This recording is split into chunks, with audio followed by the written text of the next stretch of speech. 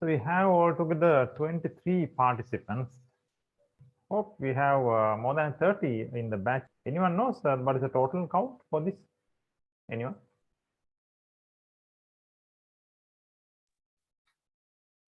As I remember, 40 plus. Oh, 40 plus. Okay. Yes. Yeah. So we have the 50% participant, right? So it's okay. Anyway, so let's start. I mean, now we need to have a general discussion. So that's a normal way that I am starting sessions. Even for the previous batches, I did the same thing. First of all, we need to be a little bit familiar about the current situation. I mean, the university, that the things we are doing and the things we have done up to now. Because I have certain awareness, because Prabhani Madam gave me a certain awareness, because this is the first time that I'm interacting with you all this is a new batch for me. Okay, so what are the news? What are the ideas that you all have to share prior to, I mean, we better not start the subject matter right away. Any topics that you would like to discuss initially, or anything? I mean, okay, now let's say, for example, now you all are just participating in the session. Now you may have in your mind, okay, now today I'm going to meet a new lecture, right? So a new lecturer, and it's going to be a subject called database. I'm thinking if I get clarity on these things, if I just initially discuss on these topics, it will be better for me. Likewise, is there anything like that in your mind? Now again, I need to tell you, don't make the language a barrier. That's the first statement. I am clearly telling, don't make a language a barrier, even though I am using English. But this doesn't matter. I can anytime jump into Sinhalese. Of course, Tamil, I am not that much of competent, but little bit I am aware. So anyone can jump to Sinhalese. No issues in the language. But one thing to understand, we need to have English. I mean, for you to have a better career, you need to have English, crystal clear delivery. I mean, I will talk about that a little bit later. So I'm not telling not to talk English. If you can talk in English, it is always good for you, because we cannot go into a better career height without that language, international language. So it is a must. But I am not telling not to, but yeah, don't make language a barrier. So just can we just start a small discussion? You are thinking that if I ask this question from today session to start with, this is better, something like that. So shall we have a little bit of discussion like that? Good evening, sir. Yeah, good evening. Go ahead, Pragit. Yeah, if I'm not mistaken. Yeah. I watched the cloud computing video that you done for the previous batch. And first of all, it was a great lecture. And I would like to know how the cloud computing and other things are interacted with the industry, as you are in this industry. Great question, Pragit. So really appreciate that your enthusiasm that you are having. Yeah, I think the lecture that I did for the previous batch, right? So that is what you're talking about. Yes, sir, it is. Yes. Yeah, for that, I think I used videos from Pluralsight, if I'm not mistaken, from Microsoft. Yeah, that is what. Okay, that's great to watch that. But that is, I think, first of all, it is 1.5 years, around more than 1 year old now, right? Because what we need to understand is this industry is going a rat race. I mean, things are changing rapidly. So whatever things that, as far as industry concerns, whatever that batch has learned in the previous, 1 year back, may not 100% valid as of now, because it's changing very fast. This I am talking about industry, right? Industry.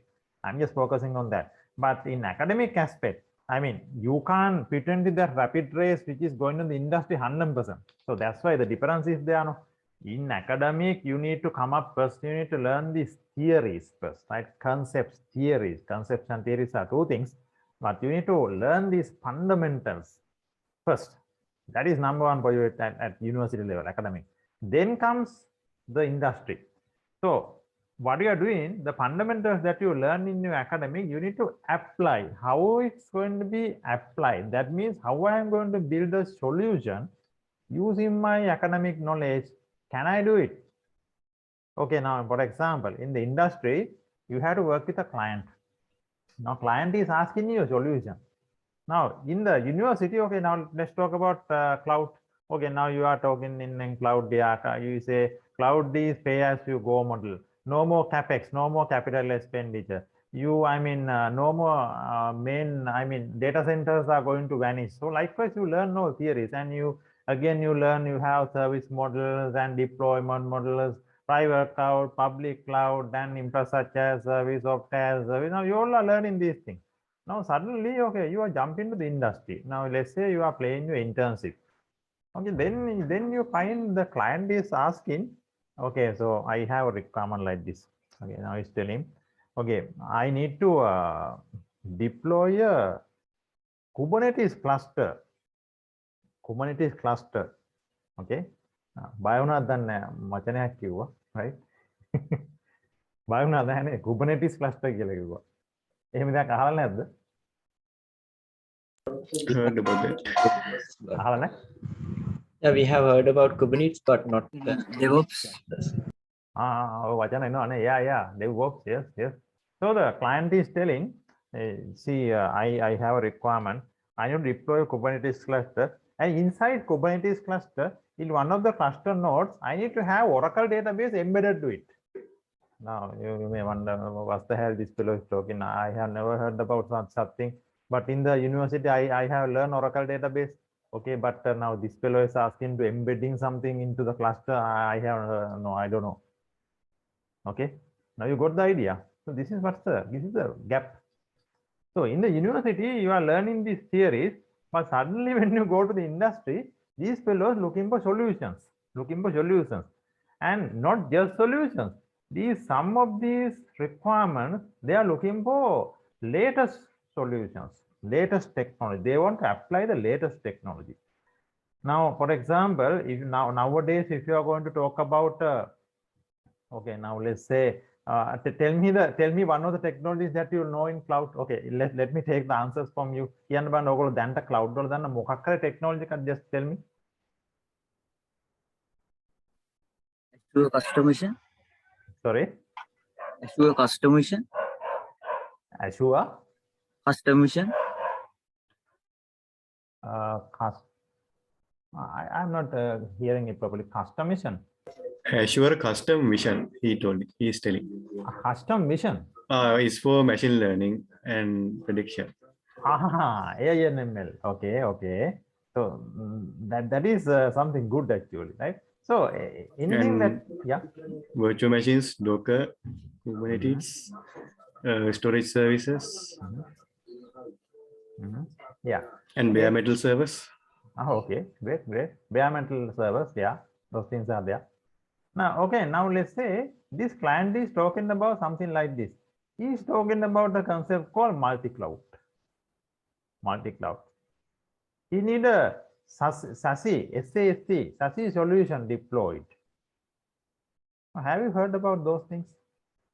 SASE means software as a service. That is SAAS. Oh, okay. I'm talking SASE solution. Anyone? Good. No problem. Don't worry. Then multi-cloud. Heard about that. Yeah, great. But you all are good. Actually, I'm very happy that the answers that you gave suddenly when I raised that question, AI and ML, okay, Kubernetes, Docker, those are, in the industry heavily used at the moment. That is great. I would say you all are better than, technology-wise, of course, you all are updated than the previous batches. That is my first comment. That is very good that you are giving that answer. So what I am talking is SASE and multi-cloud, and I hope you all are aware of the serverless architecture, serverless computing, Lambda functions. Are you aware of those things? Just heard about that. You heard about that. Yeah, great. So that's right. So your client may be looking for these technology to be applied and bring up a solution. So that's the industry. So now it's like this. Just knowing, okay, now let's talk about you aware of the Docker. You know about Docker, right? Docker comes on DevOps. Now let's say I want to Dockerize Oracle database. Now I'm just taking you a step further. I want to Dockerize Oracle database. Have you heard about that? Something like that? That's the term I'm using. Dockerizing Oracle database. Is it like download the Oracle image and Dockerize the image? Yeah, you are getting close. Sarindu, yeah, very good. So have you composed a Docker image, embedding the database to it? Have you tried that? I haven't tried that. Okay, good. But at least you are aware of the terminology. That's good. So I'm just talking about the next step in industry. But again, now the client will say, okay, so in the industry, we have this awareness. We have heard that it is not the best practice to containerize databases. It is not the best practice to containerize a database using Docker. Okay, Docker is just one technology. We have several other containerization technologies. So it is not a best practice. How you are going to take that challenge? Now client is telling it is not the best practice to containerize the database. So we don't do that. I need your guidance for that. How do you are going to face that challenge? කොහොමද ඒ වගේ දෙයක් address කරන්නේ? ඇයි එහෙම කියන්නේ? එහෙම අහලා තියෙනවද ඔයගොල්ලෝ?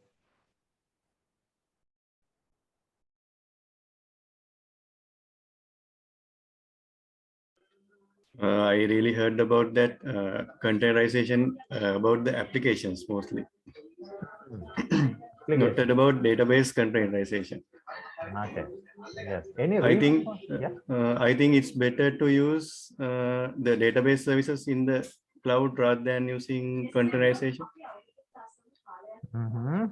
Okay.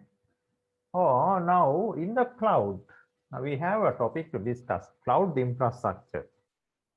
I think you are aware about virtual machines in the cloud, virtual machine instances in the cloud. You know about that. EC2 instances. Yes. Yeah. Excellent.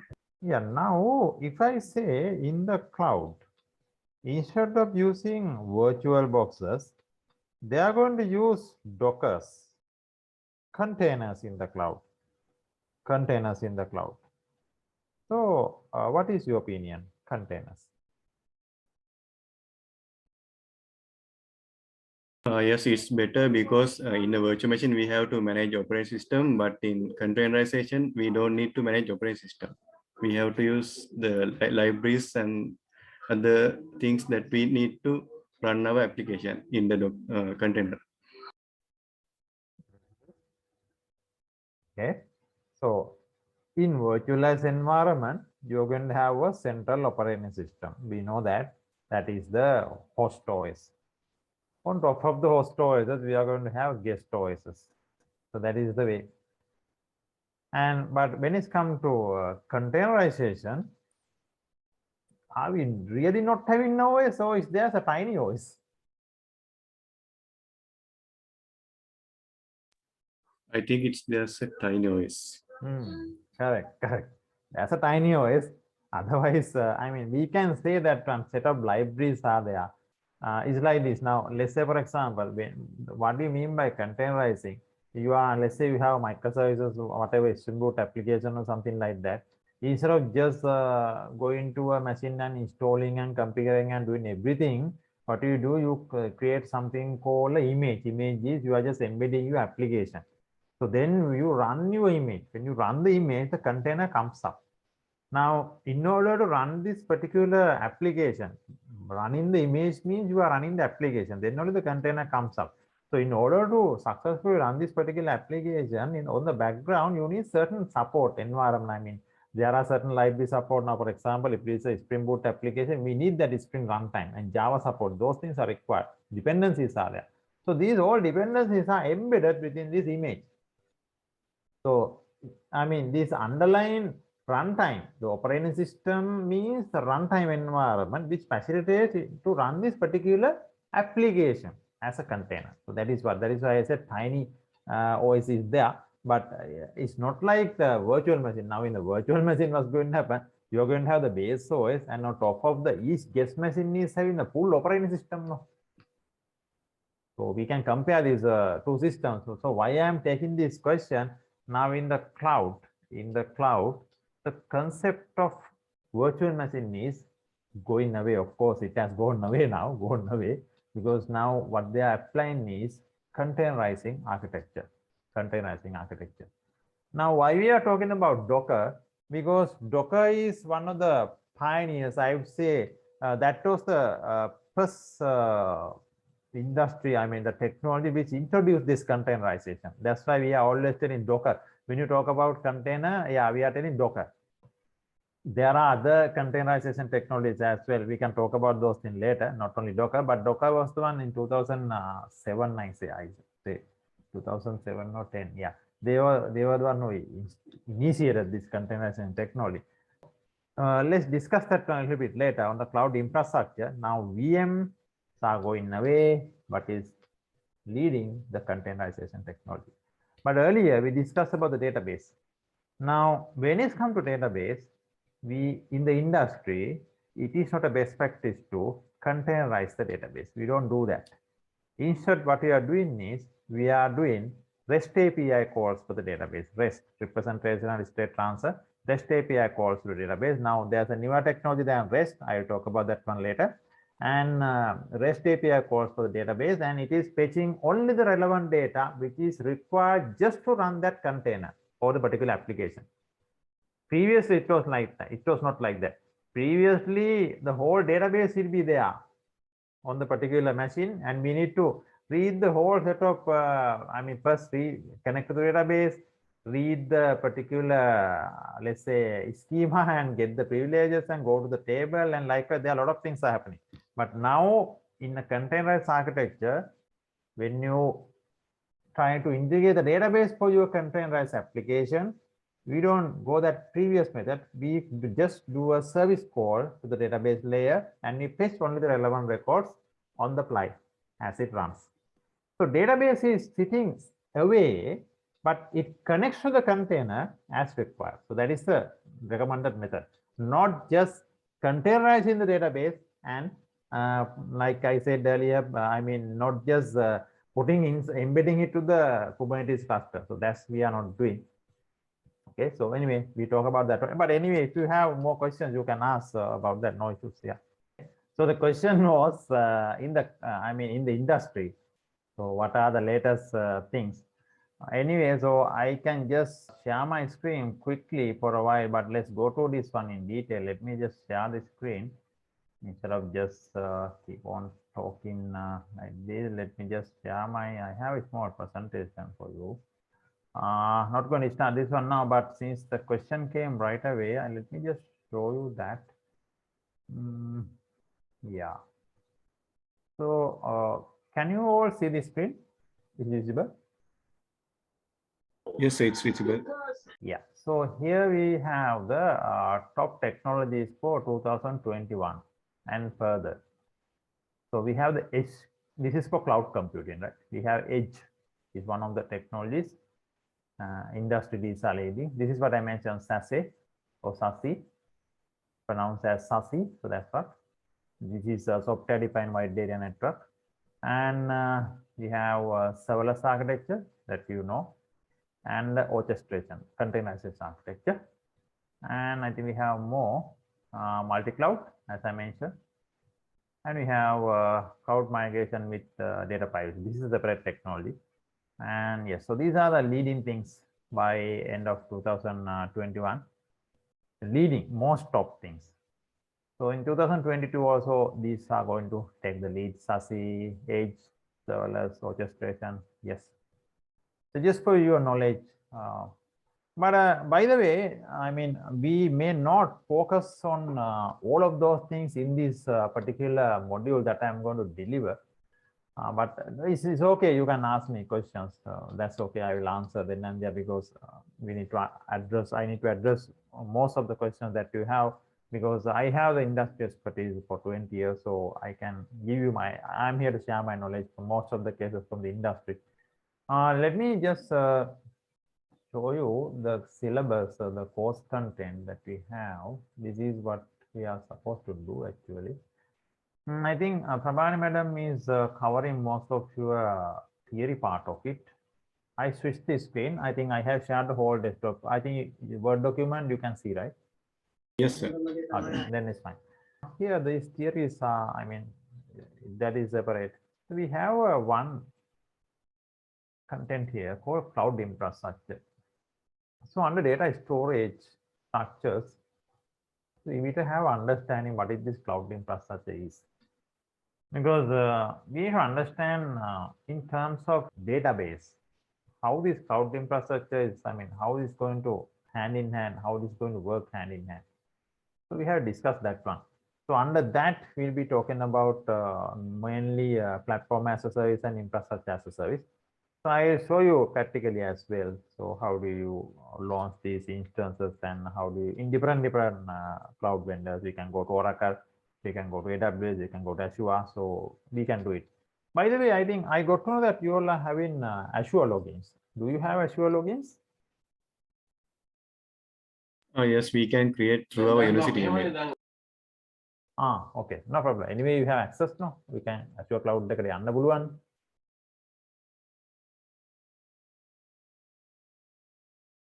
Okay, no problem. Right. And so we have further this in-memory stuff related to database. So these things I have just highlighted. We need to focus on more these things. These are some new features with Oracle database and practitioner approach on query processing using Oracle database, demo on Oracle advisory framework and all. So I'll be focusing on Oracle because Oracle is no doubt it is the number one at the moment in the industry, the number one database. So challenge is there, but cannot beaten. It still is number one. We'll talk about that in more detail and yeah, handle transactions and also but don't worry, I'm not limited this syllabus.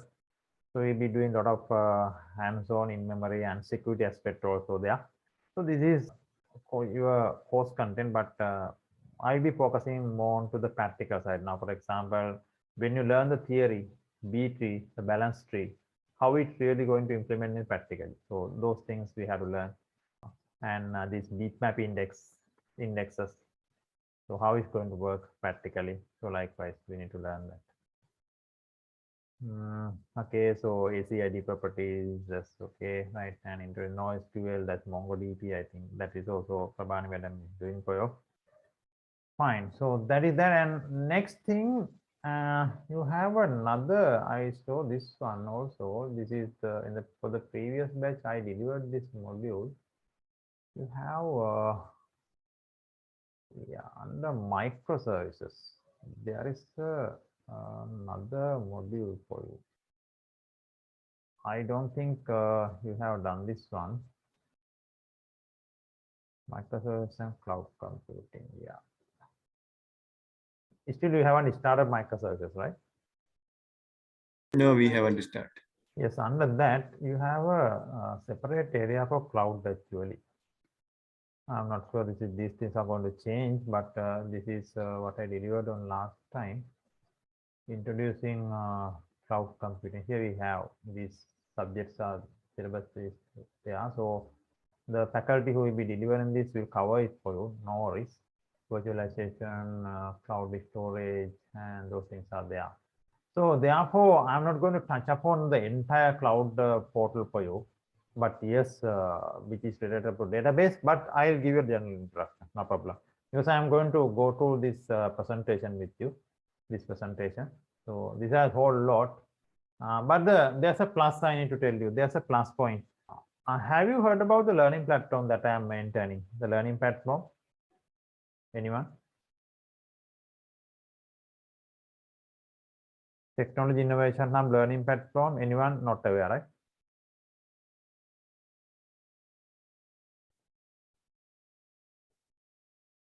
No, sir. All right. Yeah. Actually, Lakshmi sir, I think I share with them maybe because that time they are in maybe first year or second year, they are not aware about it. Maybe not going with that. No problem. No, let me introduce. One with all the batches. It's okay. Thanks, Prabhani. No problem. Okay. Yeah, let me introduce that one for them as well. Because now what I have to tell you now, even though I am not covering the full entire this presentation with you, this is a total free platform. This is Technology Innovation Hub. You can just go to YouTube, and if you just type Technology Innovation Hub, this is the #1 now. When you search, it will hit as a #1. Even if you Google Technology Innovation Hub, it hits as #1. So in this, we have separate portals. So on the playlist, we have separate portals. In there is a separate cloud portal. Right? So in there, I have given an introduction. So this is the latest introduction I have given for cloud industry. So there are over, I think, 7 videos. So you can just go through them, and you will get this same PPT that I'm going to go through today. But since I'm not going to focus on all the slides here, but for your knowledge, just go through this. Then later, little by little, you can go to. So you can learn the latest cloud technology details in there. Okay, so that's I just want to tell you. So don't worry about that. Even if you miss anything, the free learning platform is there. You can go and watch that. No issues. And again, I'll tell you later. We have other portals here. The database is there separately. Database portal is there separately. I'll talk about that one later. And microservice portal is there separately. And we have yes, the DevOps portal is there separately. We talk about all these Kubernetes and all these stuff are there. And I mean, practicals, hands-on installations, everything is done there. Solution, even the solutions are being given. Ola video recordings, not only with this is learning platform, because I have all the guides. For example, let me just now, how many of you have Oracle database installed? How many of you have access to Oracle database at the moment? Anyone have tried the installation? Yes, sir, we have. Yeah, Linux based or Windows based? Windows based. Okay, that's good, no problem.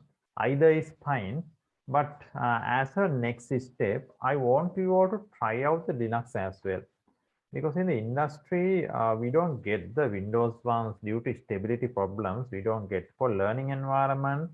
It's fine to go ahead with the Windows, yes, true. But now I feel since you have have certain background knowledge, so it's better to take that challenge and try it out.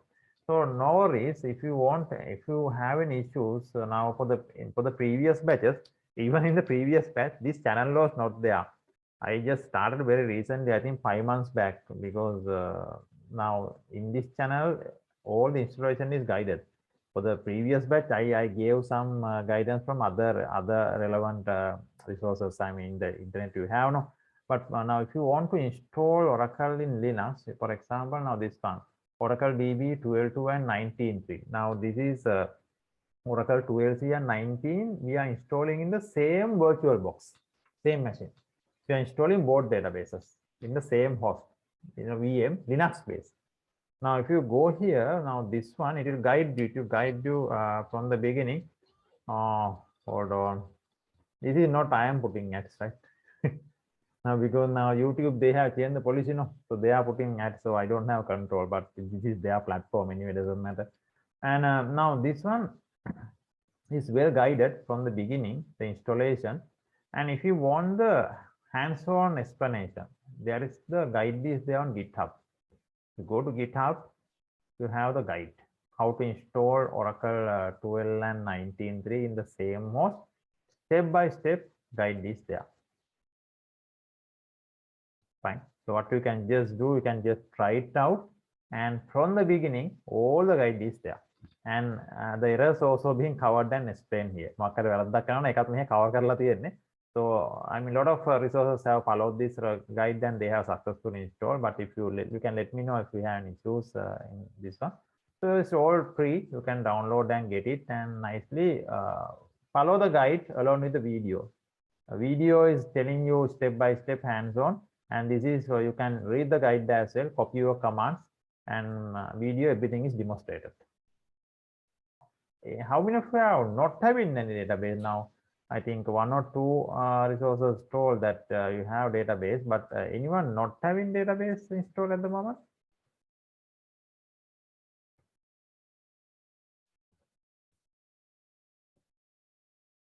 Any challenges? Yeah, installed. Yeah, Tarindu is okay.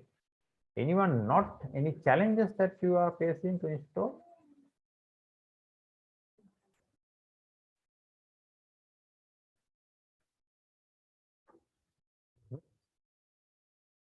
කියන ඔක්කොම දාලාද එහෙමද?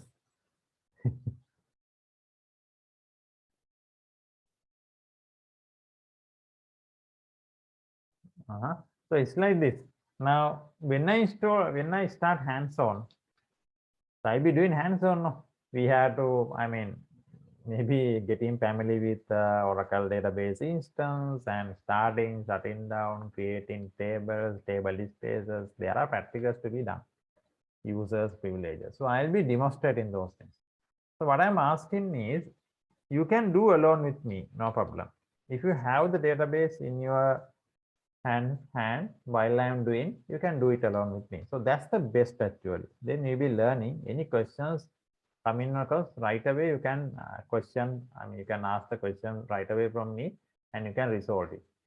So, but if you don't have the database installed, so then I mean, you can ask me the questions later as well.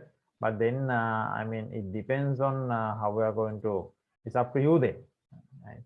So, but I am recommending for you to get this one installed. So just go to playlist and get it done. So here we have as I said, this one actually the Oracle General Introduction as a career partner. Thereafter, right after the installation is happening. So this going through all 4 sessions. So just try it out. Any challenges, you let me know. I think that will be better. Okay, will you be able to try it out? Now, what were the challenges that you faced when you're installing on Windows? Any challenges that you came across while you're installing on Windows?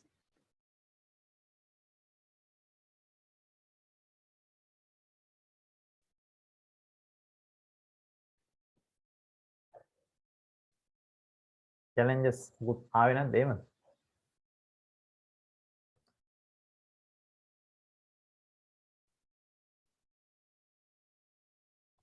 Yes, shall we have a discussion? Sometimes when install it, it told that the resources are not enough, but we can skip that. So because yeah, that's was correct. Resources you can skip that, like memory and all. Because it's Windows installation, just you can do click installation. Now you can see even in my machine, my computer, I'm having 19.3 is there. And I hope, did you install 19C or 12C or any idea about the version? 19C. That is great. Yeah, 19C, that is great. So I'm having here, I guess 11G also there, 12C and 19C, 21 I don't have, but it's okay. 19C is more than enough. And so at the moment you can check whether your database is up and running. This service is running means it is up and running. This is on Windows, so just click installation. But as I said, when you start working in the industry, so you will need to know about Linux installations, so not on Windows. I would say 95% of the production databases in the world are on Linux and Unix based. We have 2 flavors, Linux and Unix based. So that is why very rare, very little we have on Windows because of the stability problems. Okay, so therefore better get familiar with Linux as well. Try it out. Okay, nice. Excuse me, sir. Yes, go ahead, please. Linux virtual machine එකේ තියාගෙන මේ install කරන්න පුළුවන්ද Oracle? Exactly correct. So that's why let me just show you, since that was a good question. This is, I am having my Virtualbox here, right? I am on Windows 10, and this is Windows OS, Windows 10. Yeah, Windows 10. So I mean, this is not a 100% up to date Windows 10 OS, but doesn't matter. That is more than enough. So then you go for this Virtualbox. This is, I am using Oracle Virtualbox. Oracle is a comprehensive tool. No, I mean they are a total solution provider. Oracle is a total solution provider. So therefore, whatever things required for you to keep the database up and running from the scratch, Oracle will provide. If you need Virtualbox, yes, they will give Virtualbox. If you need hardware, yes, they will give servers. Hardware servers they have. And if you need OS, yes, they have OS as well. Right? So this is, I'm using Oracle VirtualBox, freely downloadable. Nice thing is that all are free. In Oracle, for testing and learning, the product is 100% free. Did anyone aware of that? For testing and learning, the product is 100% free. No license. Okay, and Knew it. yeah, that's great. So it's 100% free for testing and learning.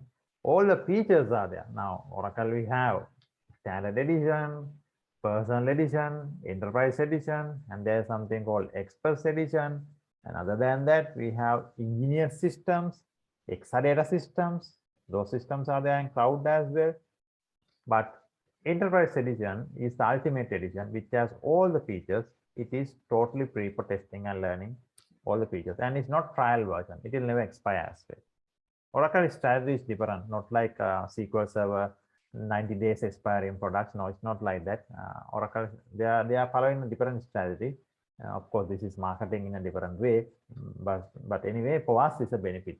So this is Oracle Virtual Manager. So you can just install, and then what we can do. So I'm having this is my 12 and 19.3 are both existing in the same VirtualBox. So the same video, same guide I have followed and nicely installed. So that is what. Hari, did I answer the question? Whoever the student asked. මේ මම ඇහුවේ Oracle එකේ කාලේ Linux දාලා තියෙකෙමු. Okay, and A Linux එකට මේ දැන් Oracle එක දාන්නේ කොහොමද? දැන් VMware එකේ මම කාලේ Linux දාලා තිනවා. Linux එකේ run කරන්න මේ දාන්න පුළුවන්ද කියලා අහන්නේ. ඔව් ඒක මොකද්ද Linux එක Oracle Linux Ubuntu ද Red Hat Linux මොකද්ද flavor එක? කාලේ Linux. කාලේ Linux දාලා දෙන්නේ. ඔව් මෙහෙමයි පොඩි customizations තියනවා එහෙම මොනක් කරන්න. හරි? Because now Oracle has for that ඒක directly ඒගොල්ලෝ දීලා නැහැ. Because if you go with Oracle, it is, I would say it is 100% recommended to go ahead with Oracle Enterprise Linux. Because ඒගොල්ලන්ගේම product එකනේ. Oracle Enterprise Linux කියන එක. Right? So that is their own product which is 100% compatible for their database. Oracle Enterprise Linux OE කියලා ගහවනම් එනවා. Right. Same system. This is they have oracle.com Linux. So this is that. So if there's a possibility, if you can go ahead with this, it is recommended. Otherwise, with Kali Linux, you need to do some customization. But I can't recommend as a beginner. ඔයගොල්ලෝ දාලා නැහැ නේ මොකුත් නේ Linux වල. Oracle try කරලා නැහැ නේ Linux වල මොකුත්. Yes. අනේක තමයි කියන ප්‍රශ්න ගොඩාක් දාගත්තොත් අපිට නිකන් එපා වෙන ගතියකුත් එනවා. Too much of challenges for a beginner can maybe a boring way. Therefore, so I would recommend to go ahead with Oracle Linux. මේක දාලා මේකට Oracle මේක දාන්න. Even Red Hat, SUSE, those things are fine. Yeah, that is what my recommendation. Try out on this. No need to go for 8. Now 8 එක ටිකක් ලොකුයිනේ අර gigabyte ගන්න වැඩි download ගියාම. Use 7, no problem.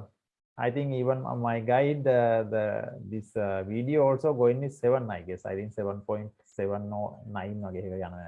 That's fine. We have latest 8.4, but for learning, we need to go for latest. No, so it's latest. I mean, operating system wise, we don't need to go for latest now. In that case, now Oracle database also they are having 21C. No, now we are in 19C. It's okay. So 19C, 21C in the industry both are heavily in use. But if somebody is trying with 12C now, 12C is still out now, but 19C, 21C is fine. ඉතින් එහෙම කරමු. Kali Linux එකේ මේ ටිකක් try නොකරමු. That is what I can recommend. උත්සාහ කරලා බලන්න, right? It's okay. I mean, I'm just asking you. This is for your own benefit. I have to state what is in the industry. Because you are in Windows, it is okay as a beginner. Yeah, we go ahead in Windows now. I can demonstrate in Windows, no problem. මගේ Windows වල ඔක්කොම තියෙනවා මේ ගිහිල්ලා මට command line එක ගිහිල්ලා there's no issue. මේ ගිහිල්ලා I can go for SQL plus and all. I can just type and like that. You can do. It's okay. Let's say my database TNS protocol adapter error. බලමු මෙහෙම ඇවිල්ලා තමයි ඔයගලන්ට. Have you got error like this? TNS protocol adapter error?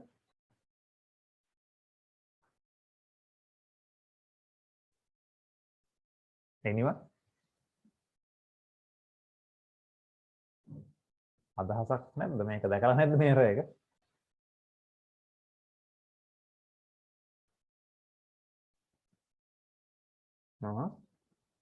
ඒ කියන්නේ install කරලා විතර වැඩ කරන්න හදන්නේ.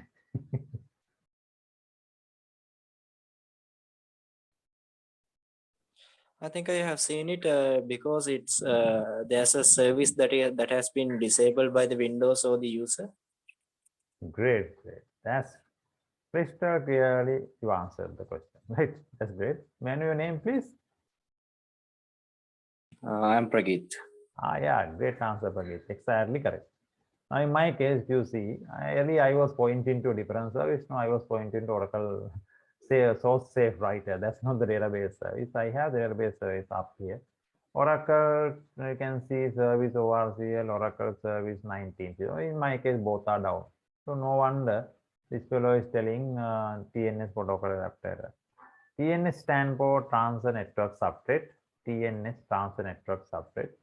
Because in Windows system, when you talk about Oracle database, everything depends on this service. So that's another major issue.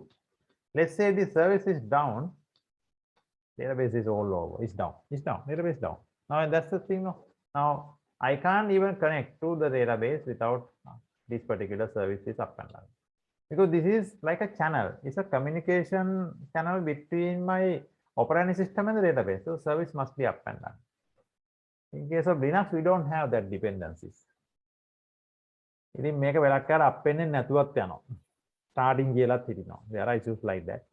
So and yes, but anyway, so let's talk about that when doing the practicals. Fine. So that is in general, right? In general, try out on Linux. Yeah. Right. So what else? What else we have to discuss? මොනවද තියෙන්නේ මොනවද කතා කරන්න තියෙන දේවල්. මොනවද topic එකක් දාන්න බෑ තව එකක් right? Because I want you all to talk. That is main objective here. Now දැනටම මට පේනවා how many participants are here? Let's check. We have 26, but out of 26 now I can see only 4 and 5 intellectuals are talking. Rest of them are not. I'm not sure they can't contribute, but at least in chat. That's how you should learn. No? You should innovate, right? Always we should innovate with the knowledge. Continuous innovation has to happen.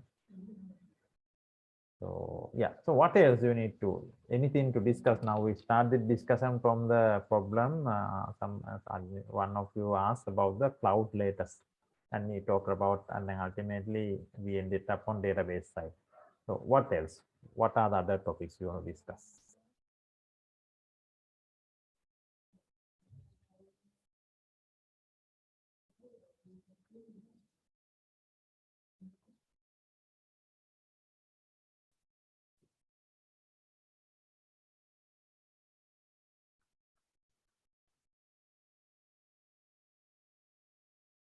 Yeah, no topics. So I'm just telling something here.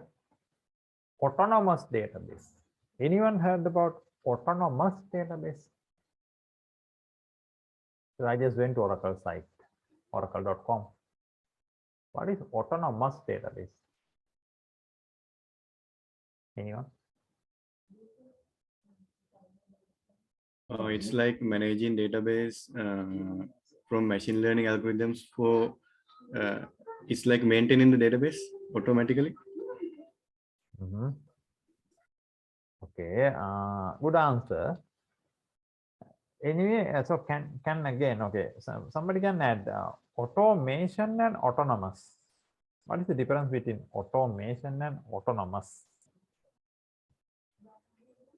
I will give you example. We have self-driving cars, right? Self-driving cars.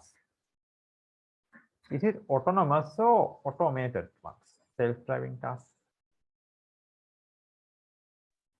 autonomous. So why do you say autonomous? So what's the key difference there? When you say, okay, self-driving car is autonomous.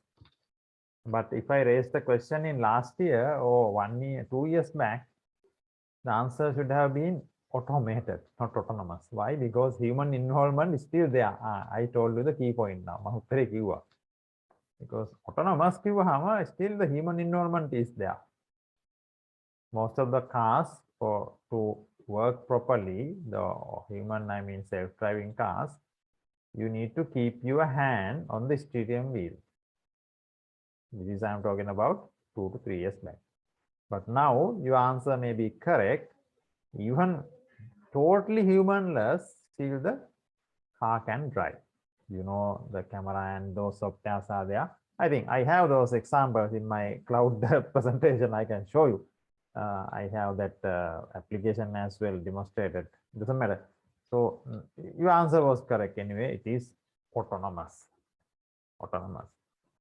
So autonomous means without human involvement, it can work. That's what autonomous means. So when you say autonomous database, again, without any human involvement, it can manage it works. So Oracle is the world #1 autonomous database. In my understanding, I don't think there is still another one. So they have autonomous database. It is in their cloud. They have autonomous cloud. So in their autonomous cloud, Gen 2, autonomous Gen 2 cloud, generation 2 cloud, they have their autonomous database. So what do you mean by autonomous? Then human involvement, okay, it's not, it can work automatically. So what do you mean by work automatically? Anyone can add some more to that? How do you add කරන්න බලන්න.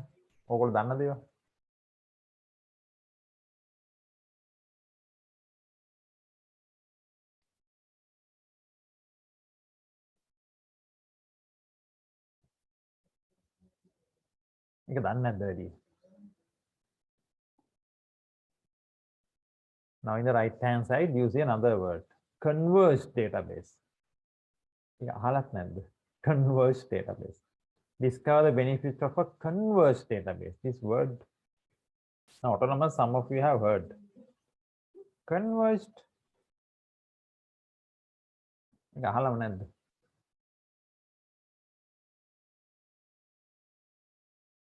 Okay, I am not giving you too much of challenges. Converged, let's come back to autonomous. Now, I tell you example.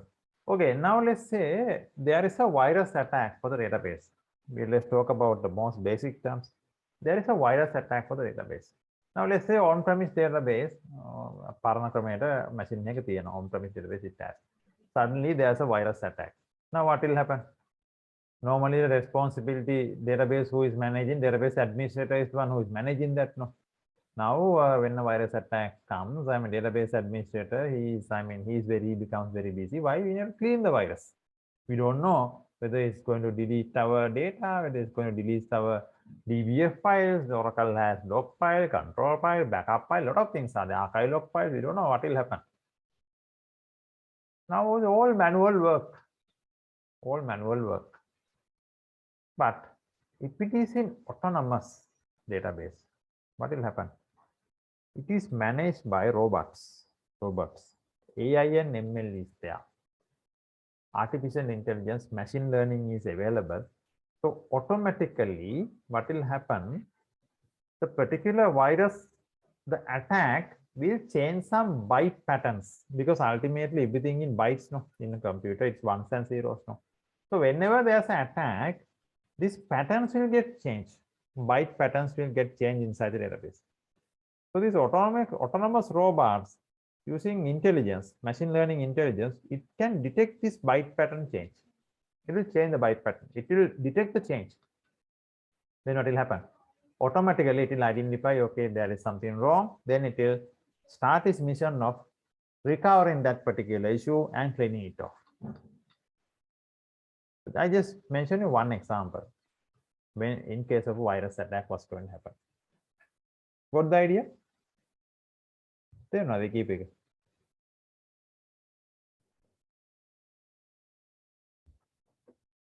Can you explain it once again?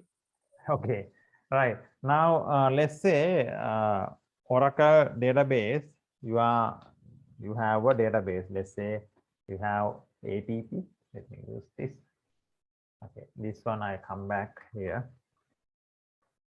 Let's say we say autonomous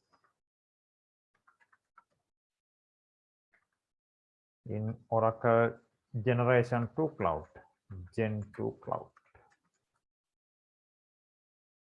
They are telling ATP, automatic transaction processing database, right? Because they have different categories. So let's focus this one, ATP, automatic transaction processing database. And what I was telling, that's a virus attack. Virus attack.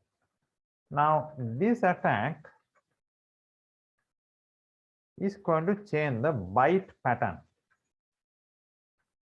because it has changed. No, inside Oracle binaries, inside the database, the normal pattern will get changed, right? Because to do whatever, virus should change the normal behavior. It makes abnormal behavior. That's what happens. The abnormal behavior triggers from a byte pattern change. No, that is how in computers, that's how it happens. Everything is bits and bytes. No. Now this pattern change can be detected using AI and ML, machine learning, internal program. That's what I say, robots, internal robots. And these are small tiny programs which is always ready to detect such issues.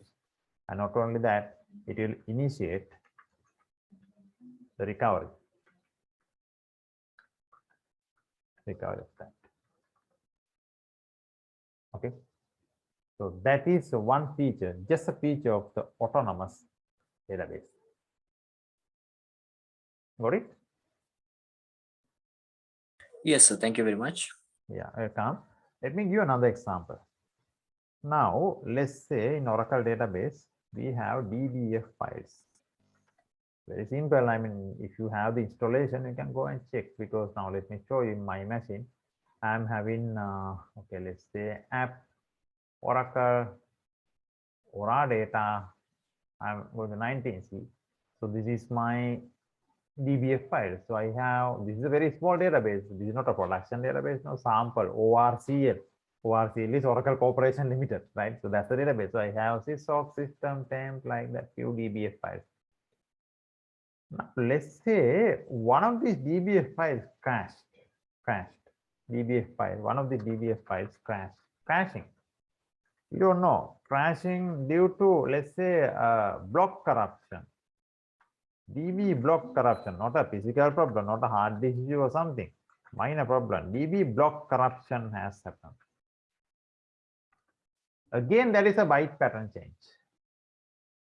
So what autonomous database will do? It will recover those as well automatically. And further, if it is an advanced area, like totally a DBF file is missing, it can continue to restore a backup as well, restore backup and recover. So these are advanced features without losing data.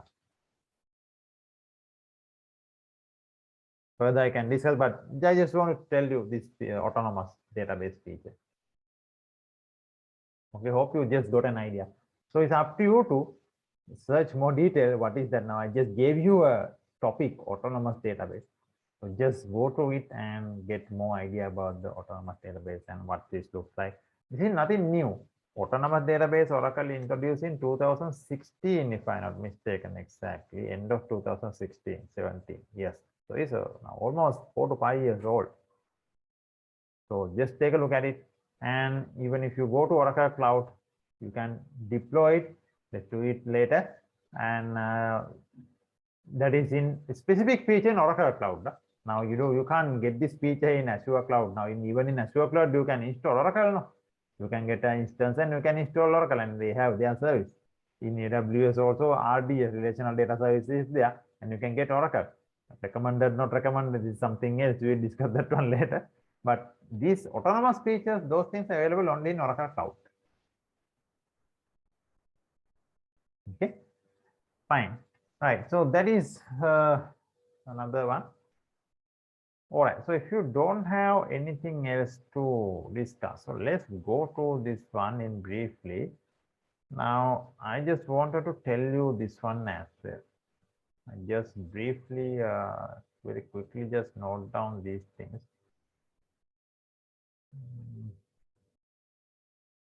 Why that? Okay. Anyway, I think you can see, no? Right. We should have a goal. Now, today we are just starting. I think I had to spend with you around 15 hours. So there will be most probably 8 sessions we have to go through. So we should have a goal. What should be our goal? I just noted like this. To get familiar with the world #1 database by bridging the gap between academic and the industry. This is what we need to. This is what. I cover the cloud things for you as well, but our main focus will be our database. Does it make sense, this goal? You can give you ideas.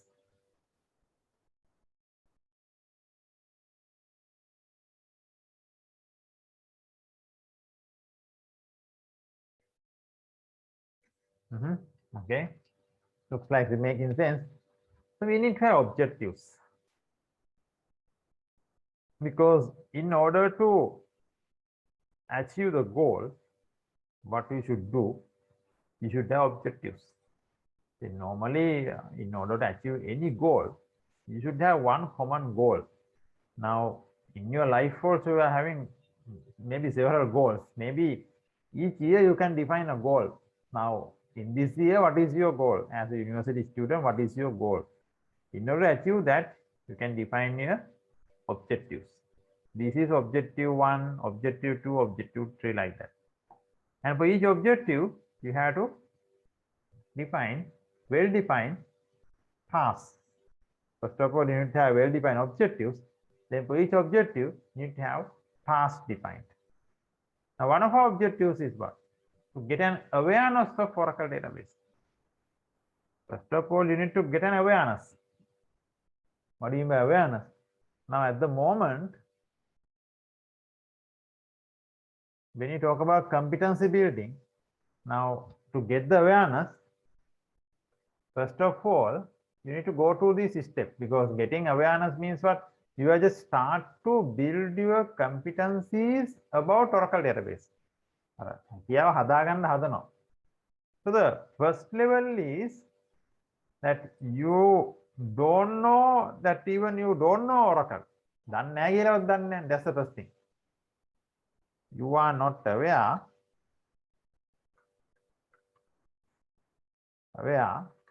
that you don't know Oracle. I think now this level you have almost passed, because you have worked with Oracle, you have done the installation. Then the next thing is what? You get to know that you don't know Oracle. You get to know that you don't know Oracle. Then what you will do? You start learning Oracle. This is your feeding the knowledge. Feeding the knowledge. Right? So then what you are doing, you are just gradually building your competencies. Then finally, what you have to do, you have to become a professional. You have to go for the professional level. Professional level with Oracle. So this is what. Don't worry about the spellings. This is what. So this is, we are normally telling the competency building ladder. So I didn't use the exact words. So when you start learning any new technology, you can try out this method. This is very briefly I mentioned.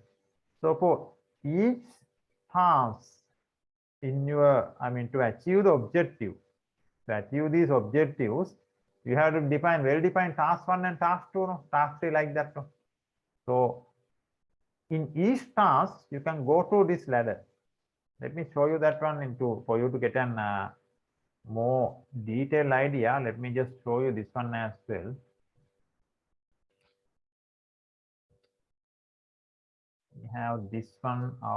Yeah, just show you generate.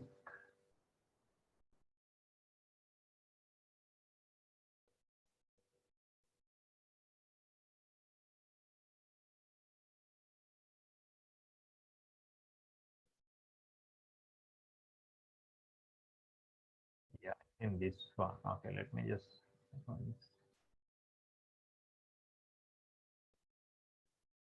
Yeah, here we have. This is what I was talking about. The competency building ladder. I'm not sure if you have learned this. Anyone aware of this one? Competency building ladder. Again, no university. Anyone?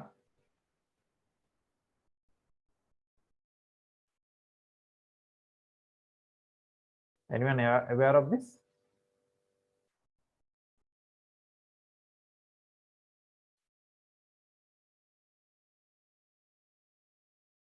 There's a question. Let me come back to that. But then the make our competency building ladder, you don't know, right?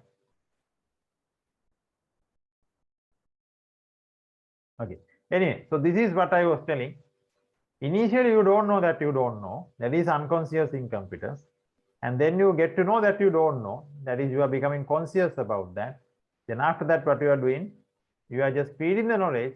So you can think and do something. And database up karanna kiwwahama, yeah, you can run the command, startup command, and you can just yeah, you think, yeah, it will work. This should be the correct command. Yeah, I will try it and see. So that level, but the ultimate level is unconscious, means you are just going to machine and you are just typing SQL plus advanced and you type startup command and recover commands and a lot of things. You are totally competent about the subject matter. So you should try to come to level 4 in the competency building ladder. So in this 16 hours, the things that you are going to learn within that scope, but the scope that I am going to cover within that scope, try to come to level 4 always. Try to come to level 4. So what I am telling is, now when I am talking about Oracle database instance, what is Oracle database instance and what are the components inside the Oracle database instance, memory structure, system global area. So that things that I am delivering for you, try to learn and try to come to level 4. That's what. But okay, now for example, if somebody is asking you to define Oracle cluster, Oracle real application cluster, so those things you haven't learned. But whatever you learn, you are going to learn within these 16 hours. Try to always achieve competency level 4. That is first. So this is that ladder on another way. I mean, this is horizontally level 1, level 2, level 3, level 4.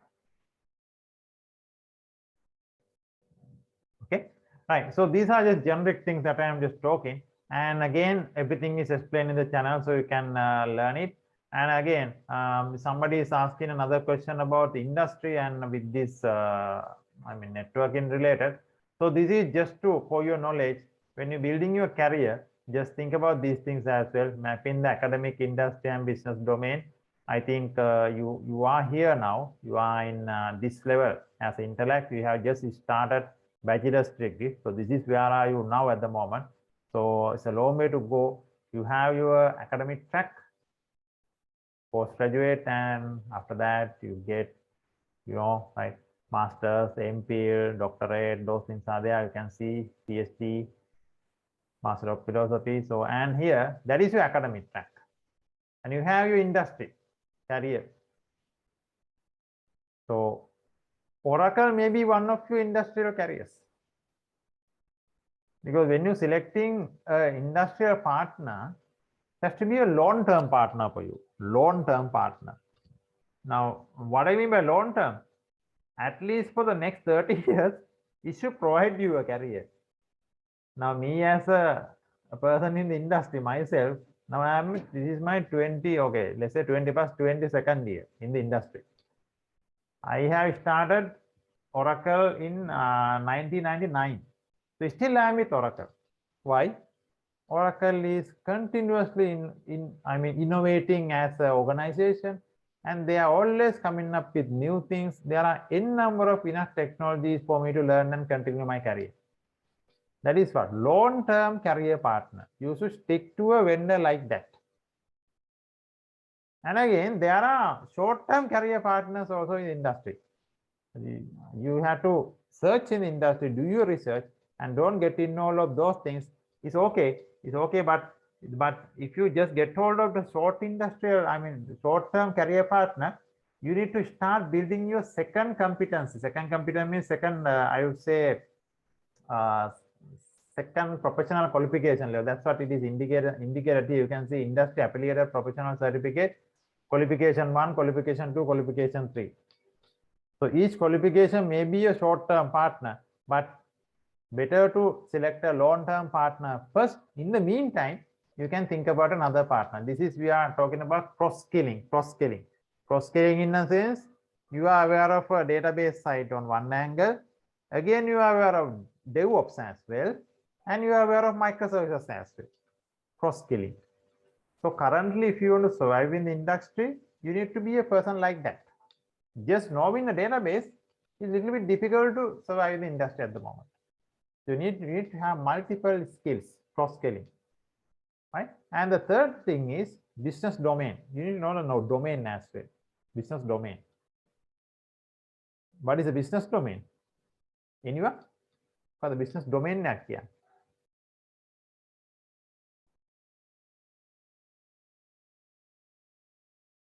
You should know, right?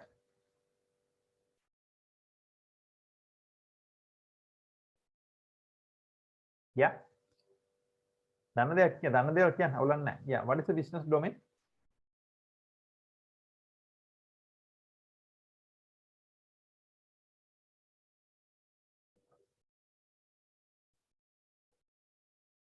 Yes, give me your answers. Business domain.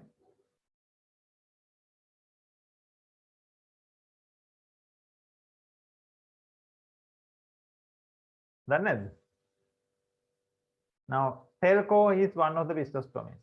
Banking is another domain. You need to build your business domain as well, because there are specific terminologies in those domains. Apparel sector, airline industry, different business domains. Yeah, this is what, and finally comes the, yeah, that's okay. This is, we are anyway in IT, but there is another portion called role play. I'll talk to that one later. I can explain that one. So this is for your knowledge. So what I want to explain here, now on our journey of this 16 hours, so we need to build our competencies within our scope to level 4. And that is in database, getting aware. The second one I have marked to get familiar with cloud infrastructure. So for that one also, if you can come up with tasks, task 1, task 2, task 3, likewise, you can define your own. I can define here, but doesn't matter. But you can come up with your own task. What should I do in order to get my competencies, to go to level 4 in my competencies with cloud infrastructure? What are the tasks that I should do? Likewise, try kalla balan. Okay, so just to give you an idea, so that is kind of, any questions up to this place?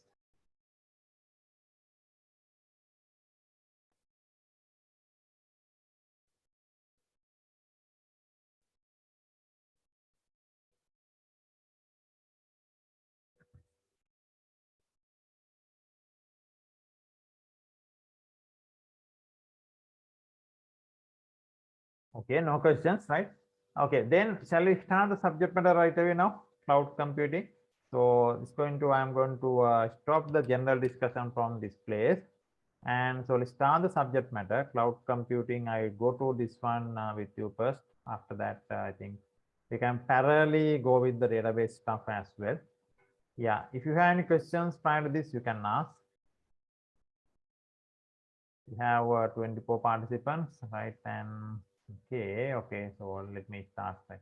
But you need to talk. Huh? Right? Initially, you came up with some question, but in the middle now you can't fall short, right? The interaction. Anyway, let me start. Now, under cloud computing, as per this content, so this is what the essence of cloud computing and necessity of business to move in cloud computing. That means why business should move to cloud. Better to get an idea, and the positives and negatives cloud computing, the pros and cons are there.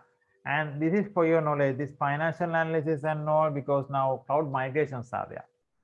So total cost of ownership, because there are questions in the industry whether to go to cloud or not. Still there are, I mean, CXO, CEOs, CTOs, CIOs, that is CXO level, top leadership in the organizations, they are hesitating sometimes. Are we going to gain anything or are we going to lose anything? What about data privacy? There are security issues, security concerns. Do we get profits or are we going to lose? So like financial analysis, little bit. And state of the industry as of now. And again, service comparison about giant, because who are the giants? We have AWS is leading, Azure is catching up, but it will take time. And who else? Google Cloud is there, and Alibaba Cloud is there. Alibaba, right? Chinese one, and Oracle also there. And we have other niche vendors as well. So let's talk about that one. We do comparison. And again, top cloud technologies. Yes, trends in 2021. Of course, this should be 2022 now, but doesn't matter. Almost ending 2021. But still, the things mentioned are valid here. After 2022 also it is valid. Example applications and application of cloud, state of cloud expertise. This is about certifications.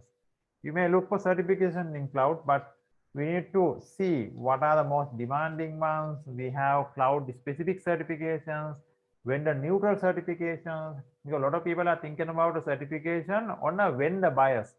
AWS associate consultant, AWS architect, that is vendor bias certifications.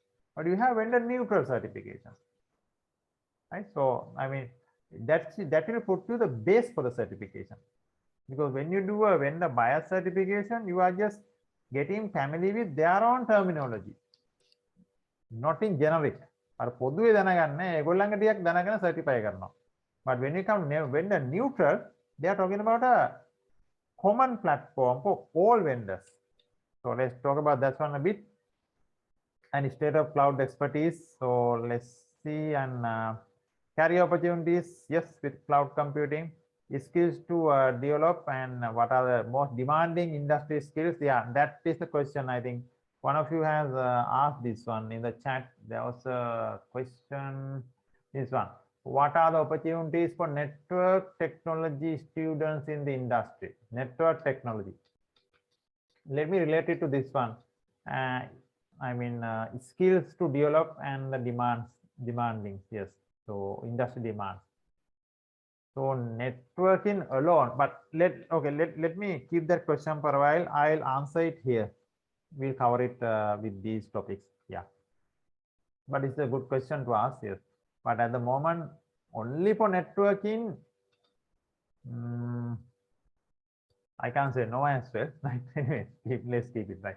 I'll answer it with related to that subject with topic. Okay, certifications.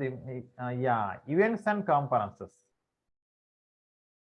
So because there are events happening annually, AWS annual conference is there, and Google, they have their annual conference. So those are pre-events. Most of the things are pre-events, but there are paid ones. But if you can just listen to the keynotes, keynote means the company head is speaking and he's telling the vision. What is the vision for 2022 on AWS? How AWS technologies are going to provide solution for the industry needs in 2022. That is their vision. Everybody should have vision and mission. No? So if you just listen to the keynote of the CEO of that particular top leadership, you can get the direction. What will be the future with this vendor? So likewise. So if you even at least if you can attend to AWS and Azure, these are giants, no, and Oracle, you will get to know the future of cloud. So that is one way to stay current with the industry. A lot of people have this question: how we are going to keep up the industry need? It is rapidly changing. How we are going to keep up? But there are techniques that we need to follow. Continuous innovation supported by well-defined strategy. So we need to find out what is the strategy. I will tell you little by little. So one of the key points is go to these, they are on conferences, free events, annual conferences. Fine. Okay. So very first thing is, you all know these things now, cloud computing and definitions. I don't need to go through this, but in the channel explanation is there.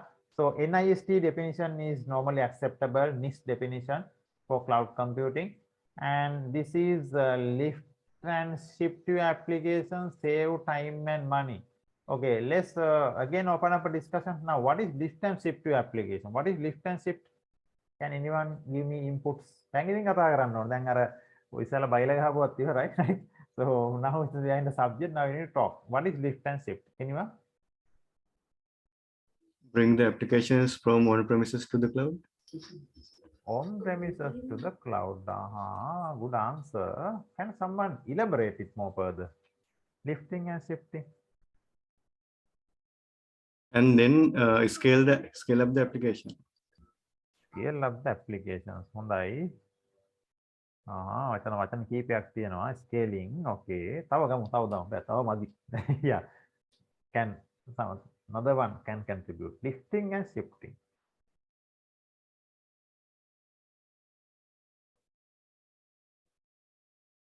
කියන්න. 22ක් ඉන්නවා. I need no answers. 24ක්ද කොහෙද ඉන්නවා? I have given you all the credit. You all are better than the previous batch. Then me interact on නැත්නම් ඒගොල්ලෝ විතර interact කරා කලින්. Yes. Yeah. දන්නේ නැත්නම් කියන්නේ we don't know. It's a new term for us, but yeah. එහෙම කිව්වට කවන්නේ. Yeah. Okay, let me take that from එහෙම ගන්නම් හරි දන්නේ නැහැ කියලා. But that's also a good answer. Lifting and shifting means, yes, you are just taking whatever on premise and you are just putting into the cloud. Migrating to the cloud. You need to migrate your on premise application to cloud application. That's the question. If we can go as is, no redesign, no re-architecting, as is, we are putting into the cloud. That is known as lift and shift. That is lift and shift. And I can say just migrate to cloud. No, lift and shift, there's a specific thing. You are not going to do a redesign, re-architecting, you just migrate into cloud as it is. Very little changes. For example, now let's say you have an on-premise application. Now, for example, let's say there is a let's say you have a SQL Server, right? SQL Server 2016 on-premise version. There is a .NET application. Now let's talk about this one. Telco application. This is a telco application. So you have this. What are the call detail? CDR, call detail records. Lot of intermediation servers. Lot of things are there. Then on-premise you are running 2016 SQL Server. Right. Now you want to migrate to cloud. You want to migrate to cloud. Now this particular application is a legacy application. I can in the notepad I can write and do, but I am not doing that at the moment. So there's a legacy application. What is a legacy application? It is using monolith architecture. What is a monolith architecture? Yeah, anyone? You should know. Monolith architecture. What is a monolith architecture?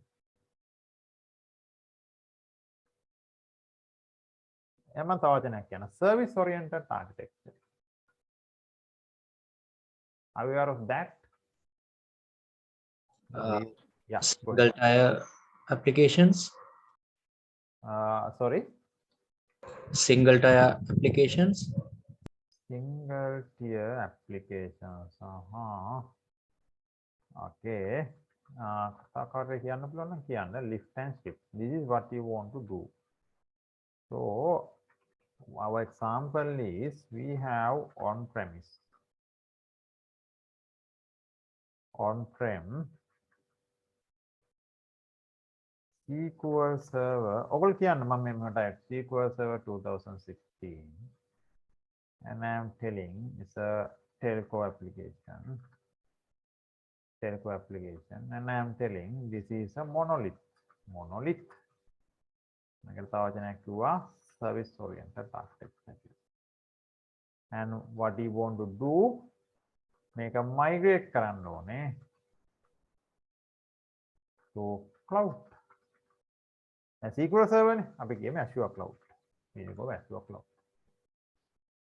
Right. Okay.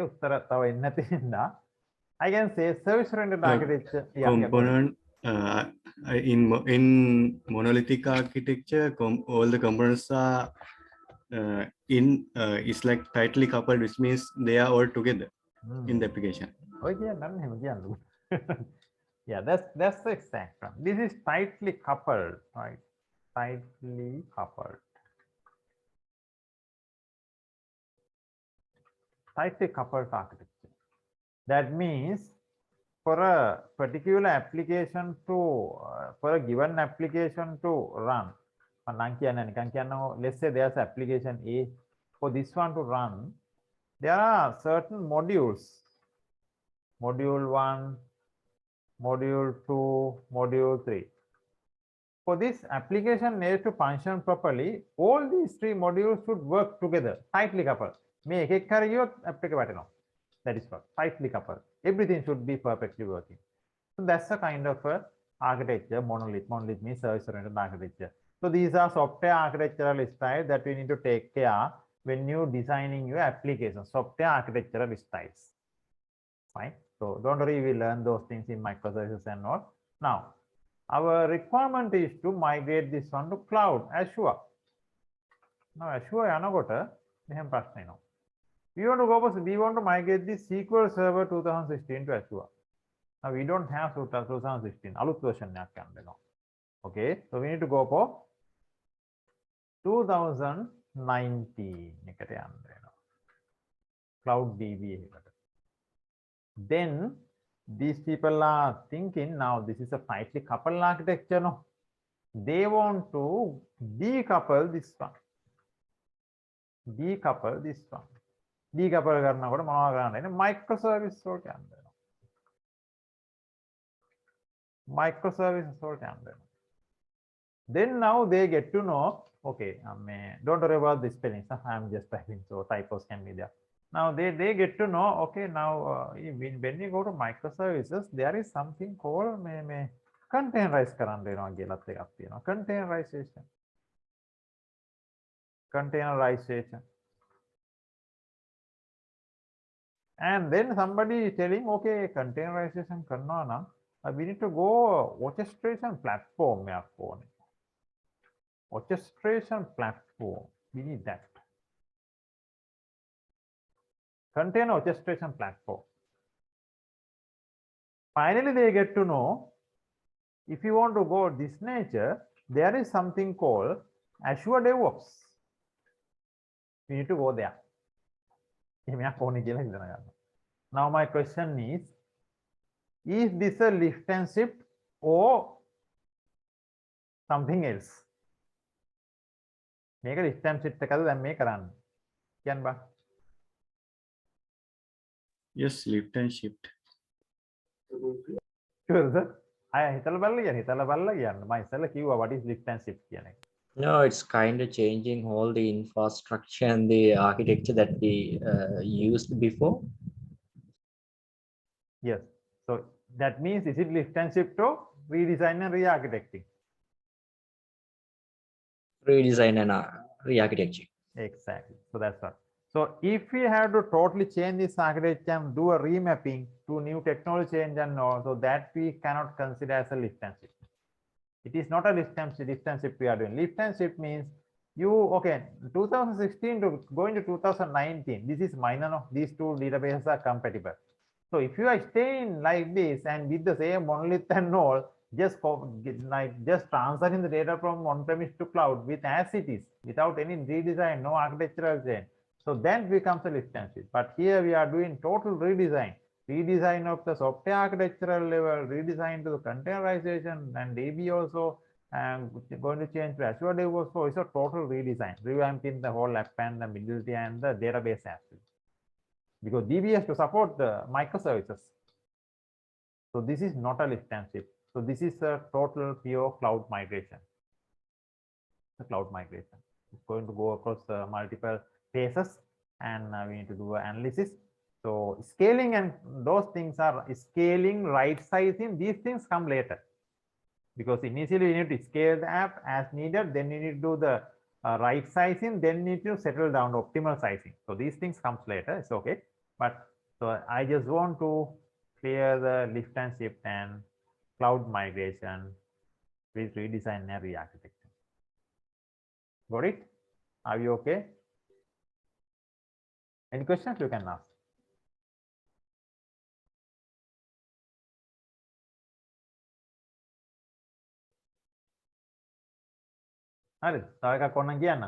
Now, since it is 2016 to 2019, the TSQL codes you are having here, TSQL codes, most of the things will be compatible by 2019. That is fine. Just think about this. This fellow want to migrate to Oracle. DB එක change කරන්න ඕන Oracle වලට. දැන් මොකද්ද වෙන්නේ? තවත් complex වෙනවා වැඩි. Right? Here SQL is working with TSQL. When it's come to Oracle, is it TSQL or something else? Oracle වල මොන SQL තියෙන්නේ? TSQL. PLSQL. Yeah, that's right. Oracle is having something called PLSQL. So there will be another application level migrations. We can say this one PLSQL object level migration, code level migration to from TSQL to PLSQL. So in this migration, we are going to have a code migration, infrastructure level migration, and finally data migration. So going across data migration, going across multiple tiers of migration, and we have to go phases. So this is not a lift and shift. Redesigning and re-architecture is a total migration to the cloud, not a lift and shift migration. Got it? Right. Now the term is this. The term was, there was another one. Save time and money. Lift and shift applications save time and money. What is that? We understand that, no?